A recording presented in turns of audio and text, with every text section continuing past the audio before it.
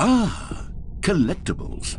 Now it's a real video game. In the Stanley Parable 2, you'll run around gathering up these miniature Stanley figurines. And what's truly innovative is that there will be no reward for collecting all of them. I don't want to stifle the intrinsic joy of watching a number go up. You simply collect all of them, and then you move the hell on with your unremarkable life.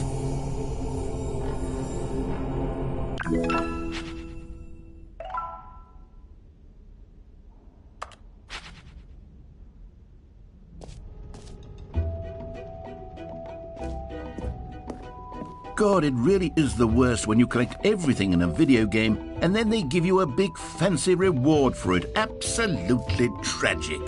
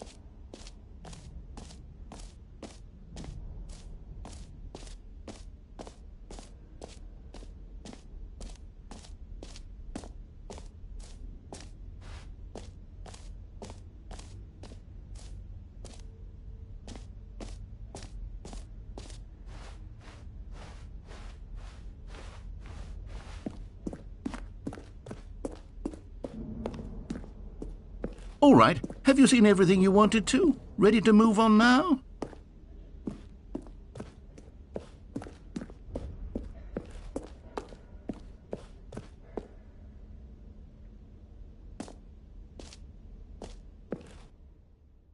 So, Stanley, what do you think?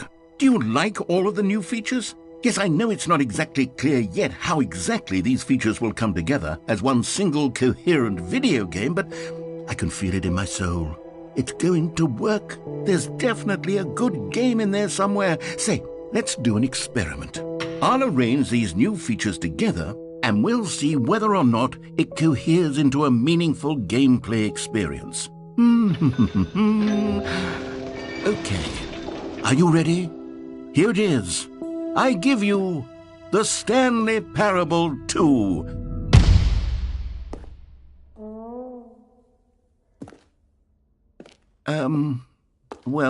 I mean, there's potential here, right? It's sort of... Okay, never mind. Hold on, let me do a different arrangement. Okay, yes, this is much better. I feel good about this. Here we go. Version 2. Who am I kidding, Stanley? This isn't a coherent video game at all. It's a lot of gags. And I do very much enjoy creating gags, but they don't add up to anything. I wanted more than anything to create a sequel that would capture all the magic of the first game. I wanted fans to love it. No matter how good these gags are, they won't stand on their own. They would need the structure and the gameplay of the original. Wait, maybe that's it. I can take the original Stanley Parable and simply, insert a few of my new features into it. Tastefully, of course. With respect. With care for the vision and integrity of the original game. Would it possibly work? I suppose it could. But it would need a really, really tremendous title screen. A title screen that says with bold and uncompromising conviction, "This is the Stanley Parable 2. Let me see if I can whip something up. All right, perfect. Go ahead. Take a look.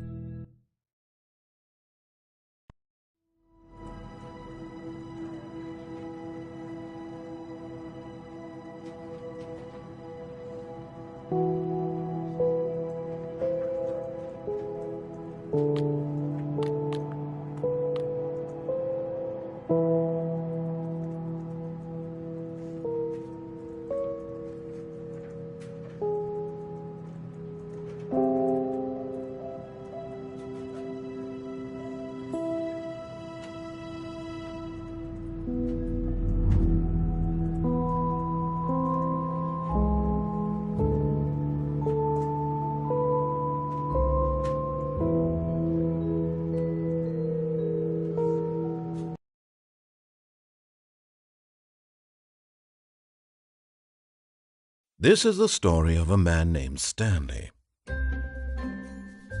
Stanley worked for a company in a big building where he was employee number 427. Employee number 427's job was simple. He sat at his desk in room 427 and he pushed buttons on a keyboard. Orders came to him through a monitor on his desk, telling him what buttons to push, how long to push them, and in what order. This is what employee 427 did every day of every month of every year. And although others might have considered it soul-rending, Stanley relished every moment that the orders came in, as though he had been made exactly for this job. And Stanley was happy. And then one day, something very peculiar happened. Something that would forever change Stanley. Something he would never quite forget. He had been at his desk for nearly an hour when he realized that not one single order had arrived on the monitor for him to follow. No one had showed up to give him instructions, call a meeting, or even say hi. Never in all his years at the company had this happened, this complete isolation. Something was very clearly wrong. Shocked, frozen solid, Stanley found himself unable to move for the longest time. But as he came to his wits and regained his senses, he got up from his desk and stepped out of his office.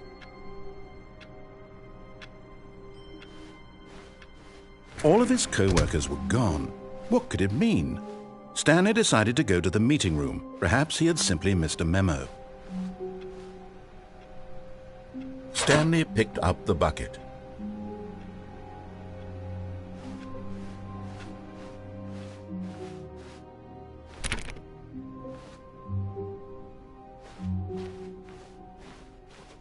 Stanley clutched the bucket tightly to his chest and entered the door on his left.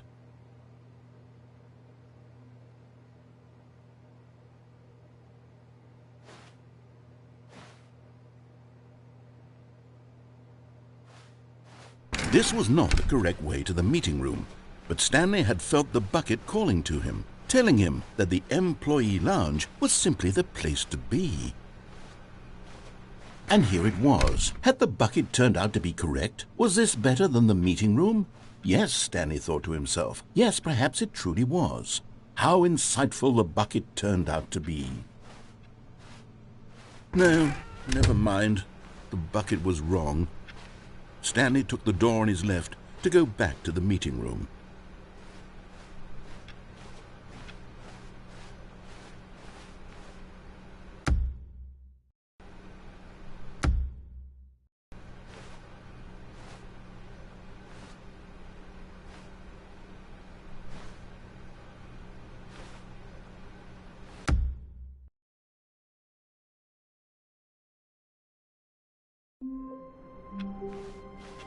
All of his co-workers were gone.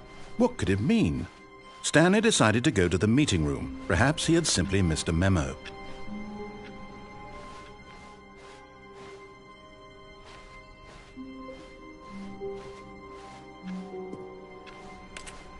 Stanley lifted the bucket into his arms, and a wave of comfort rushed over him.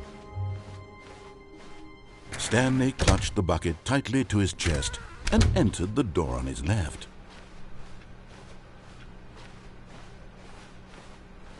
Still no one was here. Stanley needed the bucket's warmth and comfort now more than ever. Perhaps his boss's office was where he'd find answers.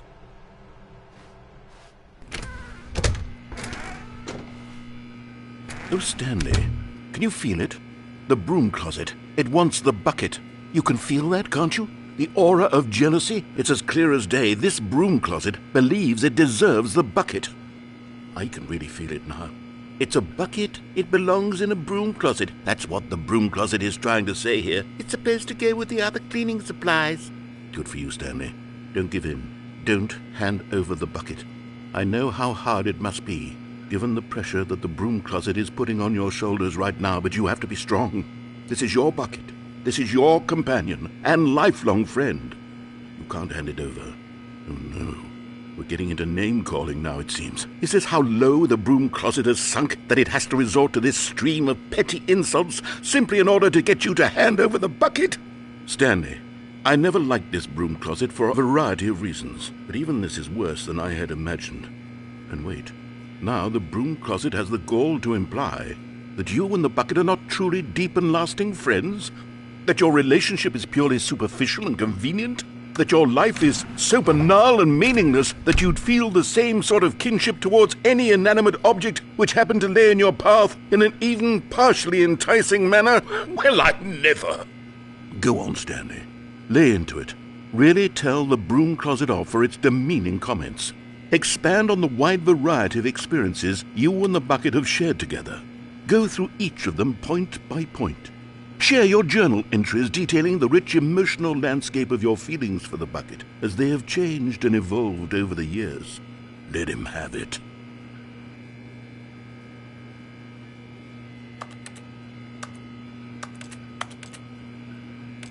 Okay, I've got you something which I think will help settle this debate once and for all.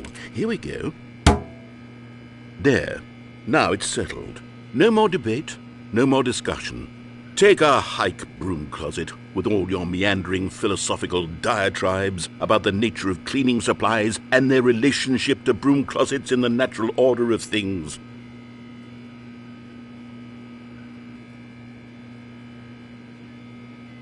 All right, I've got a second sticker back here, and I'm going to slap it on as well because I think it's appropriate. You see, I feel that it works because the sticker is also a bucket. That way, if you're ever unsure whether the thing you're holding is a bucket or not, you can look down at this sticker and say to yourself, "Ah, it's a bucket." There really is a wide variety of applications for this sticker.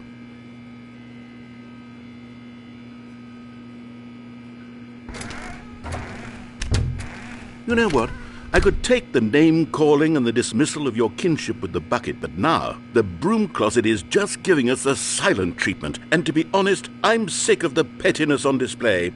You can stay here all you like, but I've had it with this impetulant room of cleaning supplies, easily the most childish such room I've ever been in. I'll see you outside, and we can get on with the story about you and your bucket.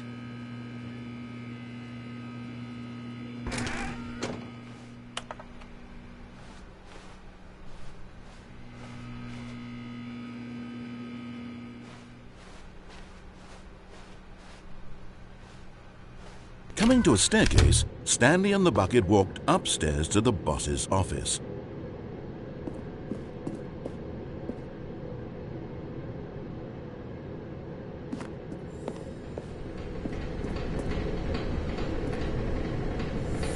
You found one of them. One of the miniature Stanley figurines. Remember, no reward for collecting all of these, only the intrinsic pleasure of a job well done. You can't buy that sort of happiness, Stanley. God knows I've tried. So, I implore you to savor each and every moment you come across one of these beautiful figurines.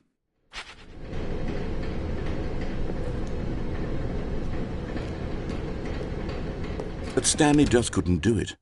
He considered the possibility of facing his boss, admitting he had left his post during work hours. He might be fired for that. And in such a competitive economy, why had he taken that risk? All because he believed everyone had vanished? His boss would think he was crazy. And then something occurred to Stanley. Maybe, he thought to himself, maybe I am crazy. He looked down at the bucket in his arms. Am I crazy? He asked the bucket. The bucket returned his gaze, but said nothing at all. That's strange, Stanley thought. Usually the bucket is a source of guidance and wisdom for me in difficult times such as these. He held the bucket close, yet felt none of its familiar reassurance and comfort. And that's when Stanley realized, this isn't my bucket. It's just a normal, everyday bucket. Someone else's bucket, perhaps. How did I end up with someone else's bucket? This is all terribly wrong. Surely no good would come from this. Who knows what sorts of bizarre hallucinations Stanley might experience without the psychologically grounding presence of his bucket. And indeed, now he noticed that the rooms were repeating, which was, of course, very odd. And now he felt himself floating off the ground. Oh, gracious. he exclaimed. "Without my bucket, I've gone truly mad. Where is it? I must find it." Far off in the distance now, he heard it, calling to him. "Stanley! Stanley, it's me, the bucket." Could it truly be? He rushed forward from room to room, passing by one bucket after the next. None of them were his. None of them were his special bucket. "Come to me, Stanley. Find me." He had to find the bucket. He had to return to his old friend. It was the only way to truly restore his sanity. And then suddenly, he froze dead in his tracks. He knew where the voice of the bucket had been coming from. The real bucket was inside of him all along. It was incredibly painful. Stanley doubled over in agony and blacked out.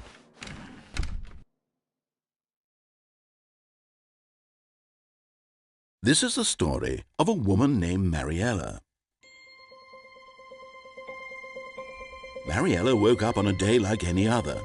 She arose, got dressed, picked up her bucket of comfort and security, and walked to her place of work. But on this particular day, her walk was interrupted by the body of a man who had stumbled through town, talking and screaming to himself, and then collapsed dead on the sidewalk. Right away, she knew what the problem was.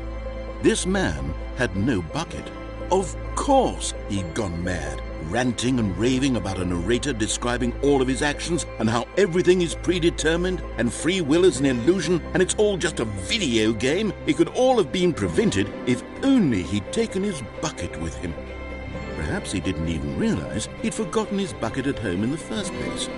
How cruel the world can be, Mariella thought, and she hugged her own bucket even tighter. But of course, she had no time for this. There were a myriad of confusing problems she would soon have to confront at work, for which her bucket would provide absolute guidance and total clarity on everything. Heck yes, she thought to herself, my life kicks ass. And she backflipped all the way to work.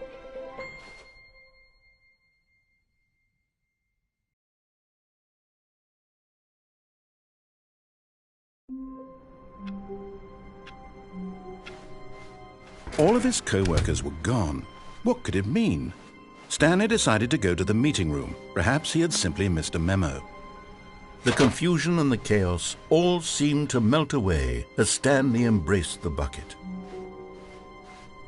Stanley clutched the bucket tightly to his chest. This was not the correct way to the meeting room, but Stanley had felt the bucket calling to him, telling him that the employee lounge was simply the place to be. And here it was. Had the bucket turned out to be correct? Was this better than the meeting room? Yes, Stanley thought to himself. Yes, perhaps it truly was. How insightful the bucket turned out to be.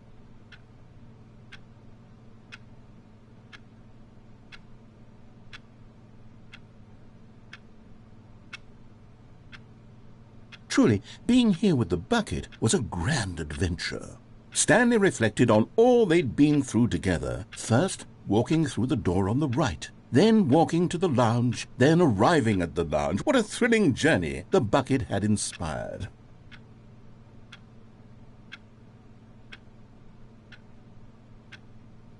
Perhaps this was where the bucket felt most truly at home, here in the employee lounge. Perhaps it's the only place a bucket can even feel at home.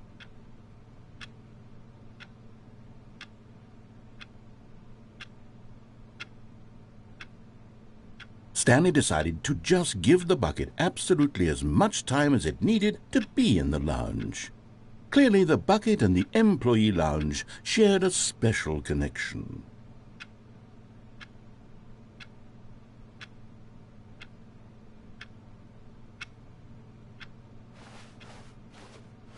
But finally, the bucket was done being in the lounge, and they took the first open door on their left to get back to business. No, Said the bucket. don't go to the meeting room. Go somewhere else. The cargo lift, yes. Go there. Go to the cargo lift.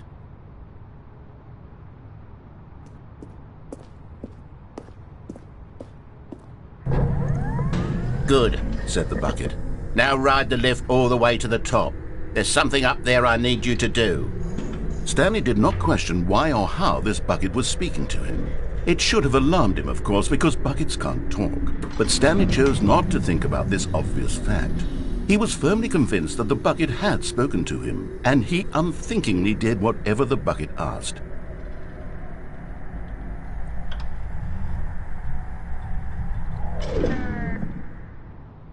In here, said the bucket. Go into this dark room over here. Stanley once again obeyed blindly. Now pick up the phone, said the bucket. Pick up the phone and it will take us back home, where we can go about life together.